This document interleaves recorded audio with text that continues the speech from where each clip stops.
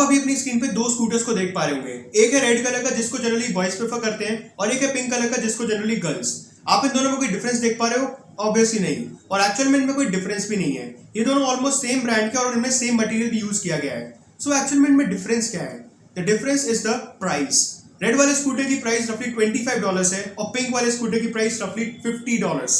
अब आपके दिमाग में ऐसा सवाल आएगा कि आखिर पिंक वाले स्कूटर में ऐसा क्या स्पेशल है जिसकी वजह से इसकी प्राइस ऑलमोस्ट डबल है?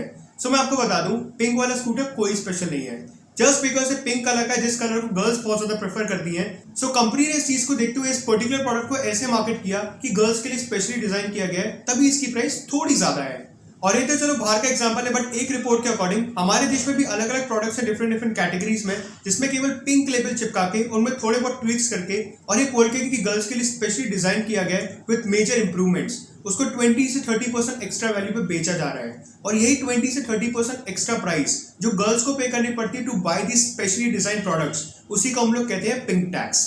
अब ये पिंक टैक्स बड़ा कंट्रोवर्शियल टर्म है, बिकॉज एक सेक्शन ऑफ पीपल का ये कहना है कि पिंक टैक्स कुछ एग्जिस्ट नहीं करता है, बस फेमिनिज्म के नाम पे हमने इस टर्म को कॉइन कर दिया है। क्योंकि ये जो स्पेशली डिजाइन प्रोडक्ट होते हैं गर्ल्स के लिए, इनको बनाने के पीछे कई सारे इकोनॉमिक फैक्टर्स होते हैं जिसकी वजह से इनकी प्राइस बढ़ जाती है। बट दूसरे सेक्शन ऑफ पीपल का ये कहना है कि एक्चुअल में पिंक टैक्स एग्जिस्ट भी करता है और जो हमारे देश में सबसे बड़ी दिक्कत है जेंडर बेस्ड इनइक्वालिटी की, उसको बढ़ावा भी देता है। सो इन दोनों सेक्शन ऑफ पीपल के अपने अपने पर्सपेक्टिव है जो कुछ हद तक सही है। बट इस वीडियो में हम एक न्यूट्रल पॉइंट ऑफ व्यू के साथ इस टॉपिक को एनालाइज करेंगे और कुछ सॉल्यूशंस डिस्कस करेंगे रिगार्डिंग दिस टॉपिक। अब इस होल इशू को समझने के लिए सबसे पहले आप पिंक कलर की हिस्ट्री को समझिए।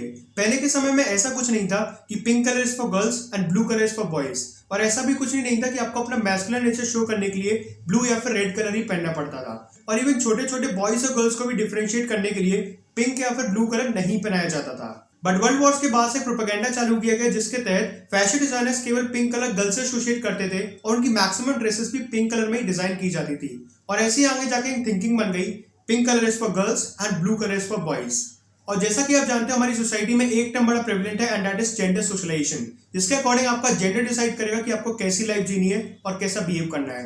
मतलब अगर आप एक लड़की हो तो आपका ब्यूटी स्टैंडर्ड ऐसा होना चाहिए, आपका फेस ऐसा होना चाहिए, आपके हेयर कट ऐसा होना चाहिए, आपका ग्लो ऐसा होना चाहिए, आपको ऐसे कपड़े पहनने चाहिए। और अगर आप एक लड़के हो तो आपको इतना मस्कुलर होना चाहिए, आपको ऐसे बात करनी चाहिए और ऐसे कपड़े पहनने चाहिए एंड ब्ला ब्ला ब्ला। और इन्हीं सारे नॉर्म्स और स्टीरियोटाइप्स के चलते ये सारी कंपनीज हमारा फायदा उठाती हैं और सारे बॉयज और गर्ल्स के प्रोडक्ट्स पर एक्स्ट्रा चार्ज लगाती हैं। और ये गर्ल्स के केस में कुछ ज्यादा ही प्रेवलेंट है, बिकॉज ये बताया जाता है कि girls are more emotionally driven while purchasing. But मेरे according the main reason is शुरू से लेकर अभी तक हम लोगों ने उनके लिए इतने ज्यादा हाई स्टैंडर्ड सेट कर रखे हैं, so they have to cope up with that every single time.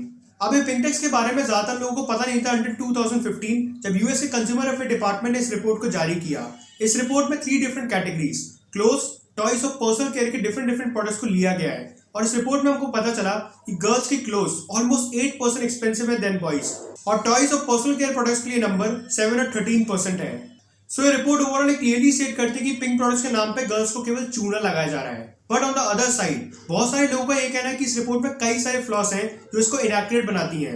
Like जो भी प्रोडक्ट्स इसमें कंसीडर किए गए हैं उस पर्टिकुलर कैटेगरी की 6% सेल भी अकाउंट नहीं करते हैं, और जो भी प्रोडक्ट्स इसमें लिए गए हैं उनका फीमेल और मेल वर्जन में एक्चुअल में बहुत सारा डिफरेंस है, जिसकी वजह से उनकी प्राइस भी डिफरेंट हो गई है। सो यहाँ से एक चीज कंक्लूड कर पाना कि हर जगह पिंक टैक्स एग्जिस्ट करता है कि नहीं इज वेरी डिफिकल्ट।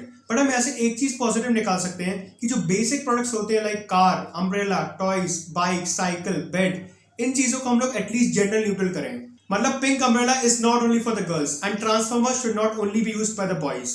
और इसके साथ साथ हम लोग एक चीज कर सकते हैं कि हमारे अराउंड सबसे बड़ी जो प्रॉब्लम है जेंडर सोशलाइजेशन की, उसको एटलीस्ट हम इंडिविजुअल लेवल पे खत्म करने की कोशिश करें और दूसरे लोगों को भी ज्यादा से ज्यादा अवेयर करें। So let me know in the comment section कि आपके क्या थॉट्स है रिगार्डिंग दिस इशू, और अगर आपको कुछ भी ऑफेंड नहीं लगता है then please show the positive criticism, I would love to have it. And in the meanwhile I will meet in the next one, till then bye bye.